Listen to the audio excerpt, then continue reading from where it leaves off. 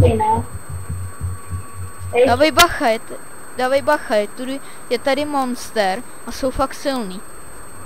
Jo, tak Cindy, řekl bych, že teď jsem říkal, když ty přijde, že bychom si vzali nějakýho třetího do party, protože 11 let a Skype a tak tu zkušenosti. No můžem, pokud má Skype, umí hrát Minecraft nebo hraje jiný hry, tak může k nám do party, to jako...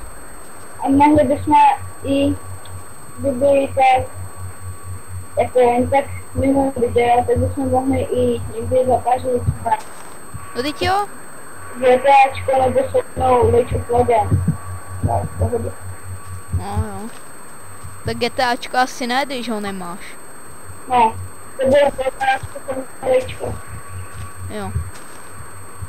Já fakt nevím, jak dlouho natáčím. A tak to asi ukončím. No a tak nám teda můžete poslat e-pečka na ty servery a tak. Takže, jestli chcete prostě k nám do party, váš nick Minecraftu, jo. A Skype jméno. A v druhém díle bychom už mohli mít nějakýho toho odběratele. No tak odběratele je trošku brzdí.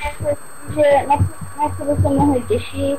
Ale hlavně, jestli tohle bylo trošku informační video, ale příští díl bude takový normální. Ale... Prosím, vím, už padáček menší, zatím do zastavené, tak. Jo a hlavně, že zase se u mýho dalšího videa budu omlouvat, jo. Jasně.